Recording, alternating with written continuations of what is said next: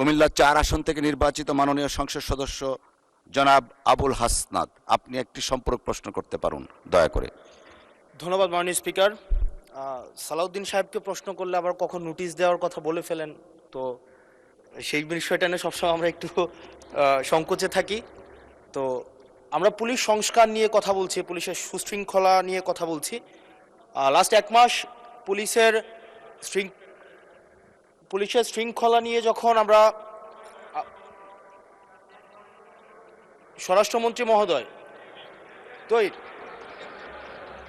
মাননীয় স্পিকার, মাননীয় সদস্য জি আসলে বলতে দেন। মাননীয় সদস্য লেট মি হ্যান্ডেল। মাননীয় সদস্য, আমাদের পার্লামেন্টারি প্রসিডিউরে আমরা যাই। মাননীয় স্পিকার, আমরা যখন পুলিশ সংস্কার নিয়ে কথা বলছি, মাননীয় স্পিকার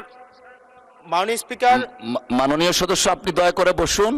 আমরা আশা করছি পরবর্তীতে আমরা সকল সদস্যগণ সংসদীয় যে নর্ম আছে, প্র্যাকটিস আছে, সেটা মেনে চলবো। Thank you. Yes, thank you মাননীয় স্পিকার। মাননীয় স্পিকার, পুলিশ সংস্কার নিয়ে যখন আমরা কথা বলি বা পুলিশের যে বিষয়গুলো, তৃণমূলের কিছু পুলিশের অনেক সমস্যা রয়েছে ইনস্ট্রুমেন্টাল।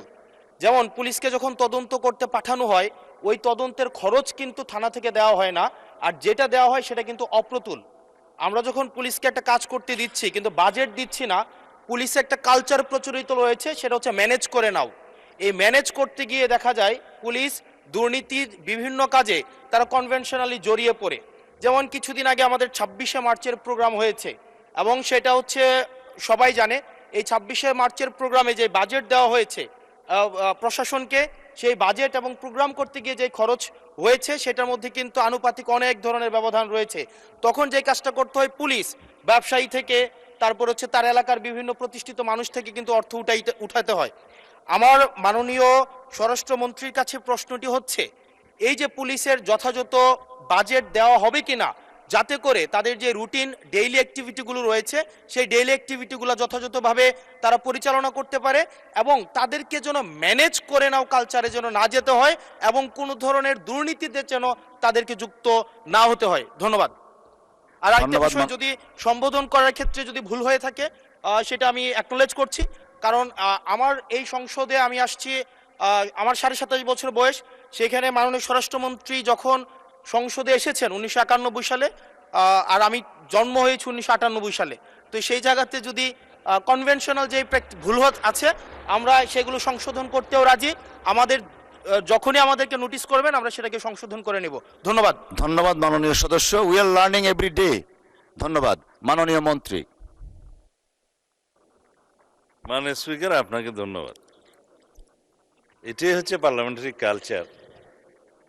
আমি বয়স যাই হোক, মাননীয় সংসদ সদস্য হিসাবে আমাকে অ্যাড্রেস করতে হবে যে সদস্য প্রশ্নটি উত্থাপন করেছেন। আর্লি এজে পার্লামেন্টে আসাটা একটা সৌভাগ্যের বিষয়। আমরা সবারই উজ্জ্বল ভবিষ্যৎ কামনা করি।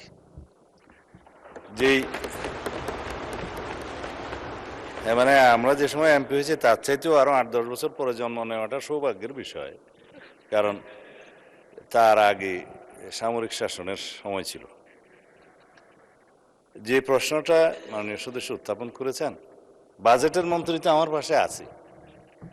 এখন আমরা অনুরোধ করব পুলিশ বাহিনীকে আরো বেশি কর্মক্ষম করা এবং দুর্নীতিমুক্ত রাখার জন্য যথাযথ বাজেট তিনি দেবেন, এবং সেই বিষয়ে আমরা আগামী বাজেট অধিবেশনে পুলিশের বাজেট বৃদ্ধির জন্য আমি একটা প্রস্তাব মাননীয় অর্থমন্ত্রীর কাছে, মাননীয় প্রধানমন্ত্রীর মাধ্যমে করে রাখছি।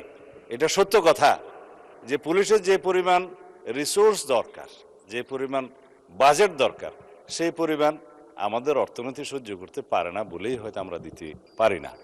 তবে আমরা একটা ট্রান্সপারেন্ট এবং জবাবদিহিমূলক পুলিশি ব্যবস্থা যদি কায়েম করতে চাই, পুলিশ যেন অন্য কোনোভাবে ম্যানেজ করার কালচার থেকে বেরিয়ে আসে, সেটা আমাদেরকে নিশ্চিত করতে হবে। ধন্যবাদ মাননীয় সদস্য।